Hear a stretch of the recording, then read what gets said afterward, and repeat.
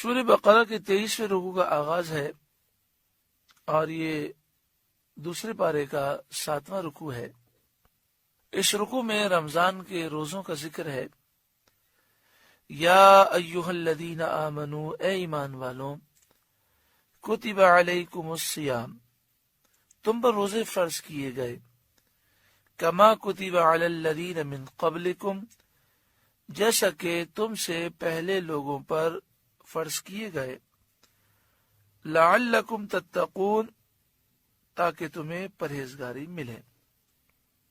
یہاں فرمایا گیا کہ تم پر روزے فرض کیے گئے، یعنی رمضان کے روزے فرض کیے گئے۔ اسلام کی ابتدا میں یعنی ابتدائی ایام میں جو روزے فرض ہوئے تو اس میں ایک روایت یہ ہے کہ پہلے عاشورے کا روزہ فرض ہوا، پھر اس کی فرضیت منسوخ کی گئی، ہر مہینے کے 3 روزے فرض ہوئے۔ 3 روزوں سے مراد ہے 13، 14، 15 تاریخ کا روزہ، پھر اس کی فرضیت منسوخ کی گئی۔ اب یہ ہے کہ عاشورے کا روزہ رکھنا سنت ہے، افضل ہے، اور ہر مہینے کے 3 روزے رکھنا افضل ہے۔ اسے ایام بید کہتے ہیں، 13، 14، 15۔ ایام بید اسے اس لیے کہتے ہیں کہ اس میں راتیں روشن ہوتی ہیں، چاند اپنے عروج پر ہوتا ہے۔ 14ویں کا چاند 14ویں رات کو ہوتا ہے، اور 13 اور 15 کو بھی چاند روشن ہوتا ہے، اس لیے اسے ایام بید کہتے ہیں، روشن ایام، روشنی والے دن۔ پھر اس کے بعد رمضان کے روزے فرض کیے گئے۔ اس میں بھی یہ تھا کہ اگر کوئی شخص عشاء کی نماز ادا کر لے تو عشاء کی نماز ادا کرتے ہی اس کا روزہ شروع ہو جاتا، یا وہ غروب آفتاب کے بعد سو جائے تو سوتے ہی اس کا روزہ شروع ہو جاتا، اب آنکھ کھلنے کے بعد وہ کھا نہیں سکتا تھا۔ تو پھر اس کے بعد یہ حکم نازل ہوا کہ غروب آفتاب سے لے کر صبح صادق تک پوری رات کھا پی سکتے ہیں، صبح صادق سے لے کر غروب آفتاب تک یہ روزہ رکھنا ہے۔ رمضان کی جو راتیں ہیں اس میں کھانے پینے اور عمل زوجیت کی اجازت دی گئی۔ کما کتب علی الذین من قبلکم، جیسا کہ تم سے پہلے لوگوں پر فرض کیا گیا۔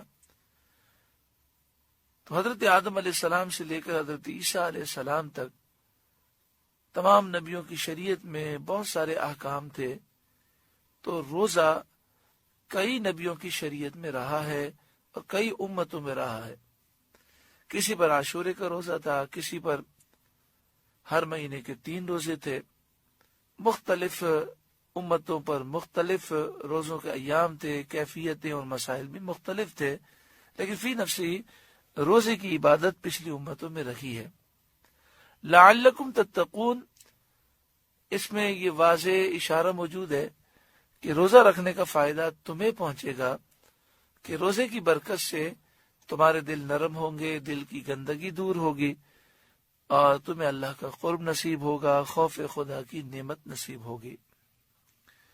ایام معدودات، گنتی کے چند دن ہے۔ جب کسی کے سامنے یہ بات ہوتی ہے کہ چند دنوں کی بات ہے اور چند دن اگر ہم محنت کر لیں گے تو بہت زیادہ فائدہ ہو جائے گا، تو لوگ محنت کرنے سے سستی نہیں کرتے۔ جیسے مختلف کاروباری حضرات کے لیے بزنس کے سیزن مختلف ہوتے ہیں، تو وہ 15 دن یا 1 مہینہ، 1.5 مہینہ سال میں وہ ایام آتے ہیں نہ وہ اچھی طرح سو سکتے ہیں، نہ کھا سکتے ہیں، نہ پی سکتے ہیں، مصروف بہت زیادہ ہوتے ہیں، تو وہ ایک دوسرے کو تسلی اس طرح دیتے ہیں کہ چند دنوں کی تو بات ہے، یہ کمائی کے ایام ہے، جب گزر جائیں گے تو پھر افسوس ہوگا، تو ہم محنت کر کے کما لیں۔ تو فرمایا ایام معدودات، سال میں ایک دفعہ رمضان کا مہینہ آتا ہے اور گنتی کے دن ہیں، 29 کا مہینہ ہوتا ہے یا 30 کا۔ اگر کچھ تکلیف اٹھا لوگے اور قدر کر لوگے تو اس کی برکتیں تم پورے سال بلکہ پوری زندگی پاؤ گے، دنیا بھی سنور جائے گی اور آخرت بھی سنور جائے گی۔ فمن کان منکم مریضا، تو جو کوئی تم میں سے بیمار ہو، ایسا بیمار ہو کہ جس کے لیے روزہ رکھنا مشکل ہو، او علی سفر، یا وہ سفر میں ہو۔ سفر سے مراد یہ ہے کہ 92 کلومیٹر یا اس سے زائد دور جانے کے ارادے سے اپنے شہر سے باہر نکل چکا ہو۔ سفر کے دوران اگر وہ روزہ نہ رکھنا چاہے یا بیمار روزہ نہ رکھنا چاہے تو رمضان کے روزے ابھی نہ رکھے، بعد میں قضا کر لے۔ فعدۃ من ایام اخر، تو اتنے روزے اور دنوں میں پورے کرو۔ فعدہ تو گنتی پوری کرنا ہے، من ایام اخر دوسرے دنوں میں۔ وعلی الذین یطیقونہ فدیہ، اور جنہیں اس کی طاقت نہ ہو تو وہ فدیہ دیں۔ طعام مسکین، ایک مسکین کا کھانا، یعنی ایسا بیمار کہ اب اسے کبھی بھی تندرستی کی امید نہیں ہے،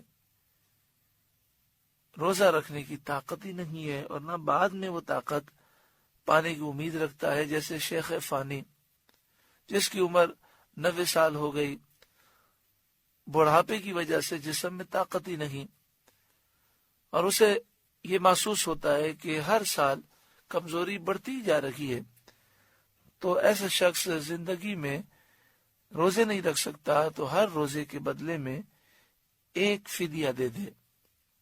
اور فدیہ جو ہے ایک مسکین کا کھانا ہوتا ہے، 2 وقت کا کھانا، صبح اور شام کا کھانا، ایک روزے کے بدلے میں ایک مسکین کا کھانا۔